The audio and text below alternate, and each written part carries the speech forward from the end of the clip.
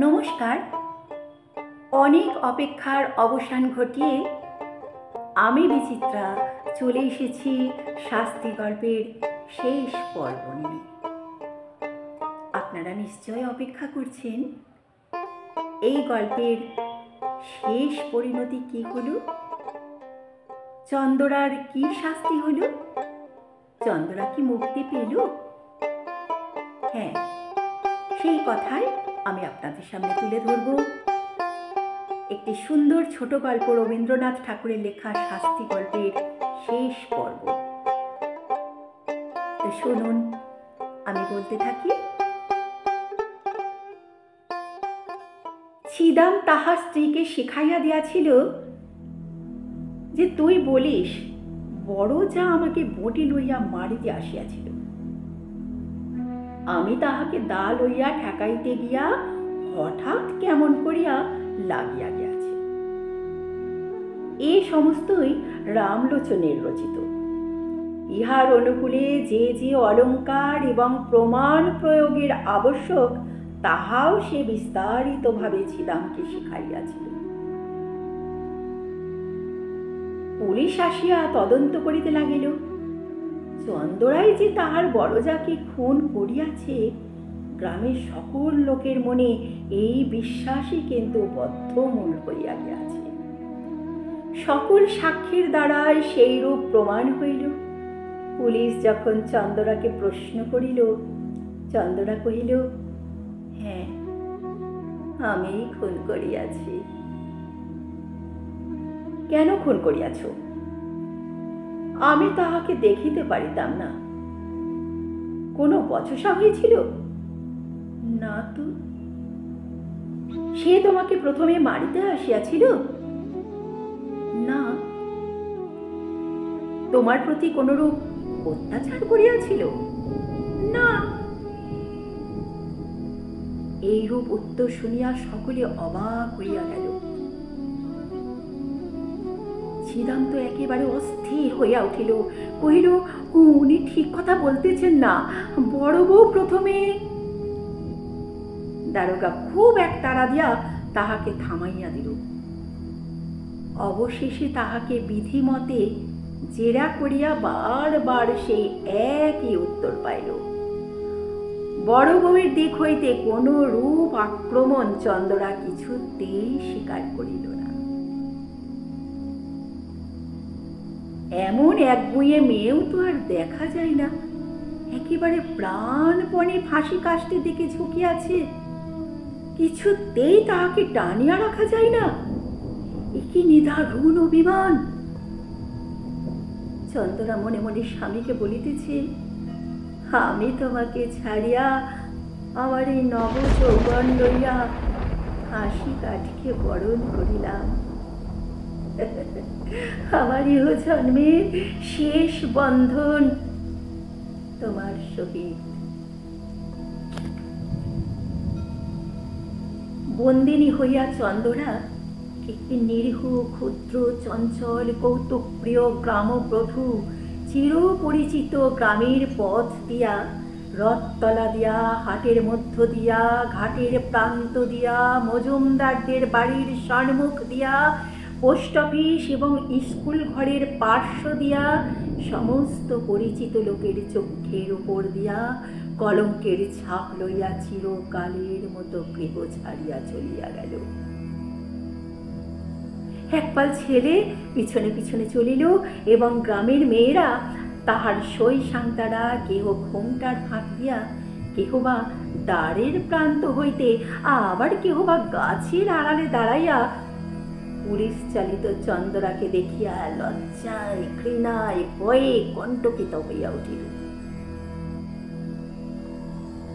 Deputy ম্যাজিস্ট্রেটের কাছেও চন্দরা দোষ স্বীকার করিল এবং খুনের সময় বড় বউ যে তাহার প্রতি কোনরূপ অত্যাচার করিয়াছিল তাহা প্রকাশই হইল না। কিন্তু সেদিন ছিদাম সাক্ষ্যস্থলে আসিয়াই একেবারে কাঁদিয়া জোর হস্তে কহিল, দোহাই হুজুর, আমার স্ত্রীকে বাঁচান, আমার স্ত্রীর কোনো দোষ নাই। ক্ষীণ ধমক দিয়া তাহার উচ্ছ্বাস নিবারণ করিয়া তাহাকে প্রশ্ন করিতে লাগিল। সে একে একে সত্য ঘটনা প্রকাশ করিল। হাকিম তাহার কথা বিশ্বাস করিলেন না, কারণ প্রধান বিশ্বস্ত ভদ্র সাক্ষী রামলোচনে কহিল, খুনের অনতি বিলম্বেই আমি ঘটনাস্থলে উপস্থিত হইয়াছিলাম। সাক্ষী ছিদাম আমার নিকট সমস্ত স্বীকার করিয়া আমার পা জড়াইয়া ধরিয়া কহিয়াছিল, বউকে কি করিয়া উদ্ধার করিব, আমাকে মুক্তির পথ দিন। আমি ভালো মন্দ কিছুই বললাম না।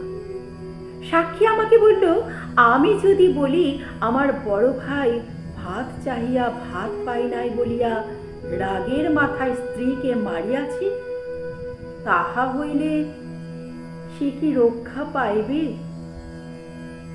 আমি কহিলাম, খবরদার হারামজাদা, আদালতে এক বর্ণ মিথ্যা বলিস না, এত বড় মহাপাপ আর নাই, ইত্যাদি ইত্যাদি। রামলোচন প্রথমে চন্দরাকে রক্ষা করিবার উদ্দেশ্যে অনেকগুলি গল্প বানিয়াছিলেন বটে, কিন্তু যখন দেখিলেন চন্দরা নিজে বাঁকিয়া দাঁড়াইয়াছে, তখন ভাবিলেন, ওরে বাপ রে বাপ, শেষকালে কি মিথ্যা সাক্ষ্যের দয়া আমি পড়িব? যেটুকু জানি সেইটুকুই বরং বলা ভালো। এই মনে করিয়া রামলোচন তাহা যা কিছু জানে তাহাই বলিলেন, বরঞ্চ তাহার চেয়েও বেশি কিছু বলিতে ছাড়িলেন না। ডেপুটি ম্যাজিস্ট্রেট সেশনে চালান দিলেন। ইতিমধ্যে চাষবাস, হাট বাজার, হাসি কান্না, পৃথিবীর সমস্ত কাজ চলিতে লাগিল এবং পূর্ব বৎসরের মতো নবীন ধান্য ক্ষেত্রে শ্রাবণের অবিরল বৃষ্টি ধারা বর্ষিত হইতে লাগিল। পুলিশ আসামি এবং সাক্ষী লইয়া আদালতে হাজির। সম্মুখবর্তী মুন্সিপের কোর্টের বিস্তর লোক নিজ নিজ মোকদ্দমার অপেক্ষায় বসিয়া আছে। রন্ধনশালার পশ্চাদবর্তী একটি ডোবার অংশ বিশেষ লইয়া কলিকাতা হইতে এক উকিল আসিয়াছে এবং তদুপলক্ষে বাদীর পক্ষে 39 জন সাক্ষী উপস্থিত আছে। কত শত লোক আপন আপন গড়া গন্ডা হিসাবে চুল চেরা মীমাংসা করিবার জন্য ব্যগ্র হইয়া আসিয়াছে। জগতে আপাতত তদপেক্ষা গুরুতর আর কিছুই নাই, এইরূপ তাহাদের ধারণা। ছিদাম বাতায়ন হইতে একটি অত্যন্ত ব্যস্ত সমস্ত প্রতিদিনের পৃথিবীর দিকে এক দৃষ্টি চাহিয়া আছে। সমস্তই স্বপ্নের মতো বোধ হইতেছে।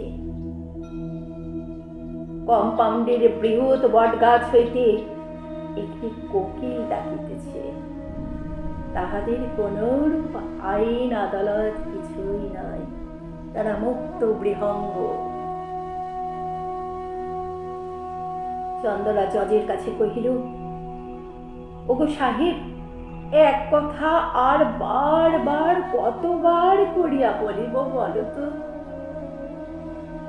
জজ সাহেব তাহাকে বুঝাইয়া বলিলেন, তুমি যে অপরাধ স্বীকার করিতেছ, তাহার শাস্তি কি তুমি জানো? চন্দরা কহিল, না। জজ সাহেব কহিলেন, তাহার শাস্তি ফাঁসি। চন্দরা কহিল, ওগো, তোমার পায়ে পড়ি, তাই দাও গো সাহেব, তোমাদের যাহা খুশি করো, আমার তো আর সহ্য হয় না সাহেব, আমার আর সহ্য হয় না। যখন ছিদামকে আদালতে উপস্থিত করিল, চন্দরা মুখ ফিরাইল। অভিমানে ঘৃণায় হয়তো মুখ ফিরাইল। জজ কহিলেন, সাক্ষীর দিকে চাহিয়া বলো, এ তোমার কে হয়? চন্দরা দুই হাতে মুখ ঢাকিয়া কহিল, ও আমার স্বামী হয়। প্রশ্ন হইল, ও তোমাকে ভালোবাসে না? উত্তর, ভারী ভালোবাসে। প্রশ্ন, তুমি উহাকে ভালোবাসো না? উত্তর এলো, খুব ভালোবাসি। শ্রীরামকে যখন প্রশ্ন হইল, শ্রীরাম কহিল, আমি খুন করিয়াছি। প্রশ্ন, কেন? শ্রীরাম, ভাত চাহিয়াছিলাম, বড় বউ ভাত দেয় না। দুঃখীরাম সাক্ষ্য দিতে আসিয়া মূর্ছিত হইয়া পড়িল। মূর্ছা ভঙ্গের পর উত্তর করিল, সাহেব, আমি খুন করিয়াছি, ভাত চাহিয়াছিলাম, ভাত দেয় নাই।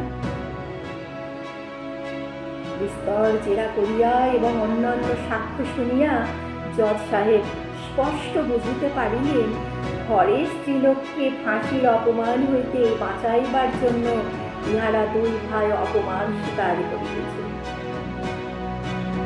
অপরাধ স্বীকার করিতেছে। কারণ এই অপরাধে যদি বউয়ের ফাঁসি হয়, সেটা তাদের কাছে এক বিরাট অপমান। কিন্তু চন্দরা পুলিশ হইতে সেশন আদালত পর্যন্ত বারবার এক কথা বলে আসিতেছে, তাহার কথা তিল মাত্র নড়চড় হয় না। দুইজন উকিল স্বেচ্ছা প্রবৃত্ত হইয়া তাহাকে প্রাণদণ্ড হইতে রক্ষা করিবার জন্য বিস্তর চেষ্টা করিয়াছে, কিন্তু অবশেষে তাহার নিকট পরাস্ত মানিয়াছে। যেদিন এক রুক্তি বয়সে একটি কালো ছোটখাটো মেয়ে তাহার গোলগাল মুখটি লইয়া খেলার পুতুল ফেলিয়া বাপের ঘর হইতে শ্বশুর ঘরে আসিব, সেদিন রাত্রে শুভলগ্নের সময় আজিকার দিনের কথা কে কল্পনা করিতে পারিত বল? তাহার বাপ মরিবার সময় এই বলিয়া নিশ্চিন্ত হইয়াছিল যে, যাহা হোক, আমার মেয়েটির একটি সৎ গতি করিয়া গেলাম। জেলখানায় ফাঁসির পূর্বে দয়ালু সিভিল সার্জন চন্দরাকে জিজ্ঞাসা করিল, কাহাকেও দেখিতে ইচ্ছা করো? চন্দরা কহিল, একবার আমার মাকে দেখতে চাই। মুক্তার কহিল, তোমার স্বামী তোমাকে দেখতে চাই, তাহাকে কি ডাকিয়া আনিব? চন্দরা কহিল, মরণ। শেষ হল শাস্তি গল্পের অন্তিম পর্ব। রবীন্দ্রনাথ সৃষ্ট ছোট গল্পের তো এটাই বৈশিষ্ট্য, শেষ হয়েও হয় না শেষ। আমরা সবাই চাই নায়ক নায়িকার জয় জয়কার, এখানেও জয় হয়, তবে শেষ হয়ে জয় হয়, নিজেকে নিঃশেষিত করে জয় হয়। তো কেমন লাগলো আমার গল্প পাঠ আপনাদের শুনতে? যদি এতটুকু ভালো লেগে থাকে তাহলে তা কমেন্টের মাধ্যমে জানাবেন। আর কি ধরনের গল্প আপনারা শুনতে চান সেটাও কিন্তু কমেন্টের মাধ্যমে জানাতে ভুলবেন না। আমি বিচিত্রা সব সময় চেষ্টা করব সেরা জিনিসটা সেরা মুহূর্তে আপনাদের সামনে তুলে ধরতে। ভালো থাকবেন, সুস্থ থাকবেন।